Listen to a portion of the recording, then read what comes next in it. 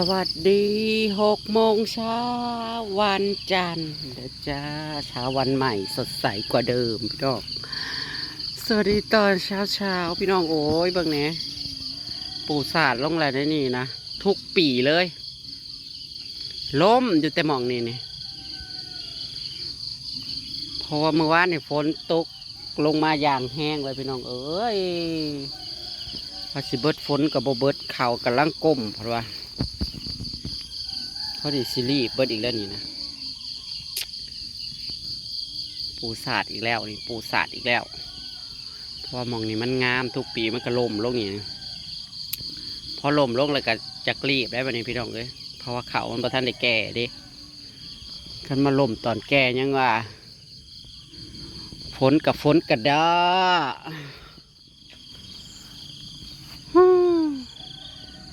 กลมเลยโลกกลมแล้วกระใบวี่เลื้องไล่แล้วก็พอเกินสิ้นเดือนพี่น้องก็ได้เกี่ยวนาพ่อใหญ่รัดส่วนของนางสาวนี่จบไป24 กระสอบ หน้าแถวหนึ่งนะแต่ปกติได้50 กว่าสอบพี่น้องเอ้ยมันงามแต่ว่าปีนี้รูปแห้งปีไก่ได้43ปีนี้ได้24ลบไปครึ่งหนึ่งเลยแต่ว่าของอันเจซีกับพญาราชผัดปีนี้ผัดงามไก่พญาราชเล่าได้30 กว่าสอบผู้ใดขี้หลายๆก็ได้แต่ว่าปีนี้เราจะได้จักสอบมาลุ้นกันนะคะความหวังของชาวนาก็คือเห็ดนาได้เข่าพี่ดอกเอ้ยสิลงมาเอาง้อออกคอกนี่แหละจ้าผูกไปอยู่ใต้เถียงนี่แหละ3-4 ตาเปียกนั่งอันนี้ก็ยังบ่มีทีท่าว่าจะออกลูกบ่ฮะนางทองนางเงินนางทองนางเงินได้แล้วเหลือแต่นางทองคำนมเริ่มเบ่ง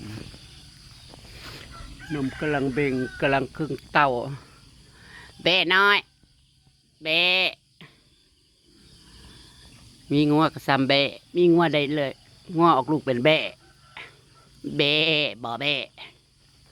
งัวออกลูกเป็นบอเบ้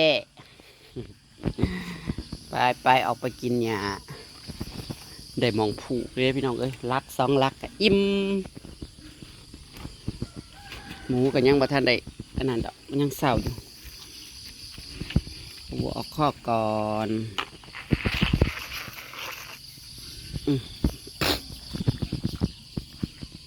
โอ้แต่ว่าสะโพกนั่งเริ่มมันนั้นลงแห้งเลยพี่น้องเอ้ยจะบอกนะอย่ามารักได้ลูกนะเธออย่ามารักได้ลูกนะอัมโบมันลุ้นว่านางสิได้ลูกสาวหรือลูกชายลูกที่ตายข้างนางน่ะลูกชายแต่เบิ่งท่าทางแล้วนางอาจสิได้ลูกสาวพี่น้องเอ้ยนางบ่ดีดบ่ดองนางไม่ค่อยดีดค่อยดองเท่าไหร่กินนะแม่หญ้าบ่ได้อึดสิเลือกไปใหญ่นาง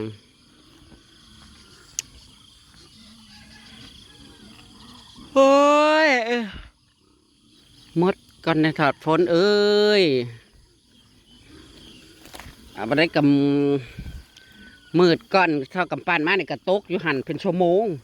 2 เทื่อเมื่อวานอยู่บ้านอวากนะ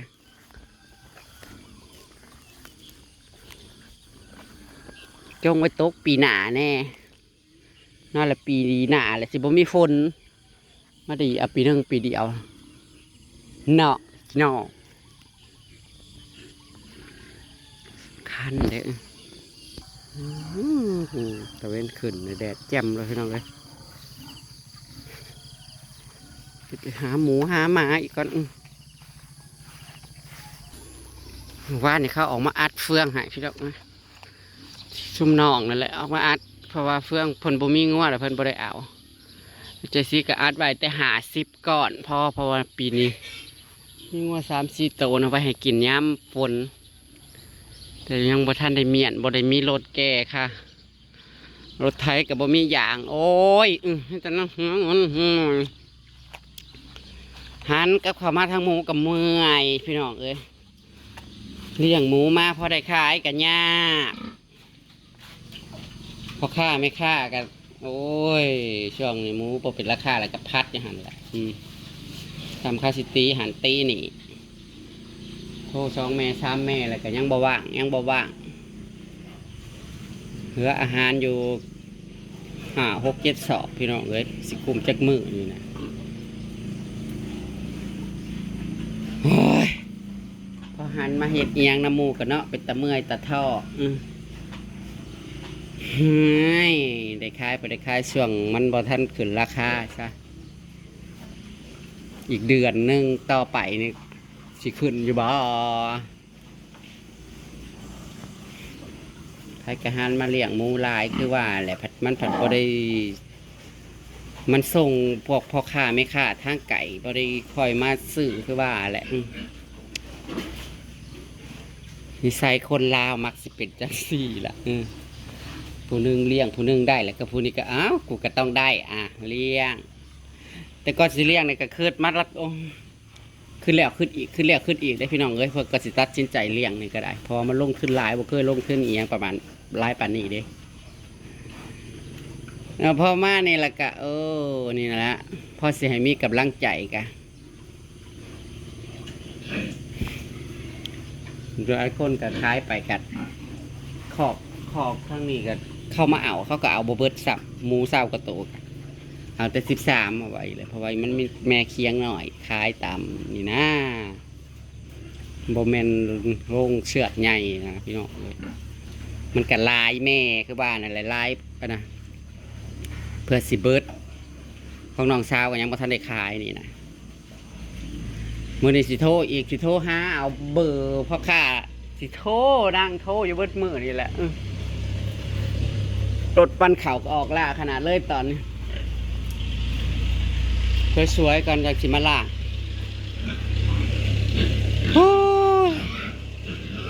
แล้วที่ยาโคมกันลาย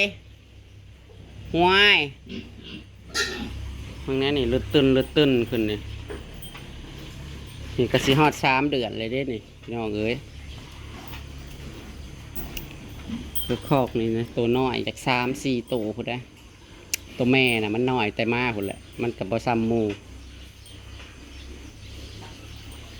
2 3 ตัว 4 ตัว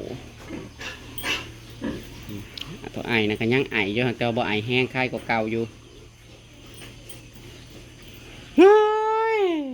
ไผก็ได้มาซื้อให้นายทอนบ้านเมืองเอ้ยคันเมิดอาหารดีแล้วกันสิได้ซื้ออาหารเพิ่มไปอีกอยู่นี่ปัจช่วงนี้พันจักตีได้หมูใหญ่หลายเกิน100 กว่าโลกับว่าอยากซื้อเพราะว่าอยากได้ซ้ำ7 8 9 10 กิโลเขาสิตีสิฮิฟังไทยเขาก็จะตีเอาอยู่บ่พี่น้องเอ้ยท่านไม่เราบ่เป็นราคากับขั้นว่าเขาโทรแล้วก็มาซื้อมาเอาโลดแล้วก็ใครอยู่อันนี้ประเทศใดพัดแล้วพัดอีกคือว่าแหละมันลายเจ้ามันลายฮะนะไพ่กันเลี้ยงลายตามคิวงูกับราคาถึก38 39ผมว่าเบาซ้อนว่าวกันว่าแล้วก็โอ้ยนะเบาซ้อนก็ว่าสิยุดเลี้ยงอีกสักกันเท่าไหร่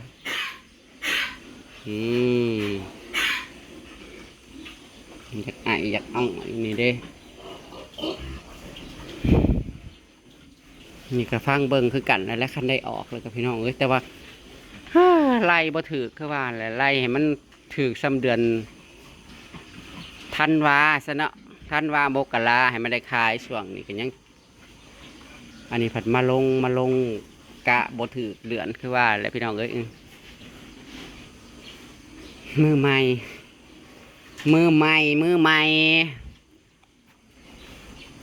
แต่ว่าหมูคนอื่นเขานั่น4 เดือนแล้วเขากินจนเบิดเลยนะแต่ว่าหมูเจซีน่ะยังกินโบเบิดอยู่อาหาร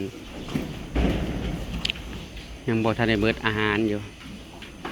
แต่ว่าบัด2 3 มื้อมานี่เริ่มกินเก่งอีกแล้วนี่ อาทิตย์ก่อนนะมาให้ถอกให้ทั้งหนึ่งกับโบเบิร์ดหัดเริ่มกินอีกแล้วเดี๋ยวนี้ประหยัดจะสูกูสิให้กินแบบประหยัดเด้อเหลืออาหาร7 สอบกูสิให้กินจัก14 มื้อเพื่อได้ขาย โอดเอ้ยโอดคุณเจ้าคือบ่เป็นราคาแต่โอดเนื้อนี่ตุยนุ้ยอยู่ผู้ตุยนุ้ยอยู่นี่คือบ่ได้มากลับมาซื้อได้ดอกพวกนี้อ้วนอะไรได้พี่น้องเอ้ยอ้วนตุยนุ้ยอะไรได้นักกันย่างยวบแฮคือย่างนี่นั่งอันนั้นนะออดแอดโอ้ยสวยๆจังสิมาล่างนี่แหละอาหารกันยังล่างแต่เศร้าหลายว่าออกคอกว่าโอ้เจ็บปากนี่พี่น้องเอ้ยห่อนในเด้รู้สึกร้อนในฟาง50 ก้อนอัดก้อนละ20 บาทมั้งพี่น้องเอ้ย50 ก้อนก็1,000ค่าอัดเสือลงไปพูดละเทียงแล้วยังบ่มีรถแก่ให้พญารัตล่างก็ให้เรามาแก่ลงหายแมวเบิ้งมันมาแต่ใส่วันนี้6 โมงกว่าจ้าทุกคน6 โมงเช้าวันจันทร์ไม่ใช่6 โมงเช้าวันอังคารฉันตื่นมาไม่เจอใครเกลือเป็ดเกลือไก่จะปากเด้เป๊บเมี่ยงอีหยังกับพ่อปะนั่นพี่น้องเอ้ยหมูหมาเป็ดไก่ก็มีแต่กับพ่อได้ขายดอกไปกินไก่กับพ่ได้ขายให้ผู้นั่นเขาผู้นี่เขาเอาไปกินแต่ข้าวเปลือกนี่แหละเอามามีผ้ากันไข่ผ้ากันฟักนะก็เลยบ่ได้ไข่บ่ได้ลูกได้เต้าเน่ามืดขอบซ่อนกันมาปิ๊บ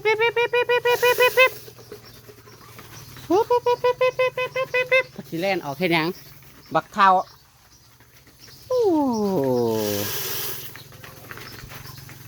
ออกเราก็อยากเข่ามาแล้วบัดไปกินเอาพอมีแห้งออกไปยืดห้าง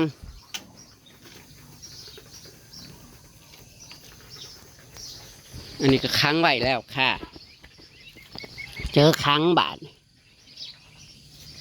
อาหารให้กิน8 ตัวรถเหยียบตาย3 ตัว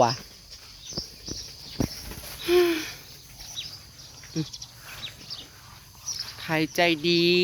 ใครมีเบิกหมูพ่อค้ามาซื้อในเด้อจ้ามาซื้อหมูให้หนูแน่ขอลองเถอะสิเบิร์ดอาหารให้กินเลยแล้วสิโทรถามเบาอ่อยอยู่นี่โทรเอาเบอร์ว่าของเพิ่นเบอร์พ่อค้าแบบให้ราคาดีบอนะแต่ก็สิพ่อปันกันนี่แหละพ่อค้าทั่วประเทศลาวนี่ก็สิประมาณนี่แหละ39-40นี่แหละเนาะจังไดก็สู้อยากสู้เมื่อยในสู่กับชีวิตนี่ชีวิตสู่กับแล้วก็มีแขวตามคลิปหน้าพี่น้องสวยๆจะไปทางใดมานี่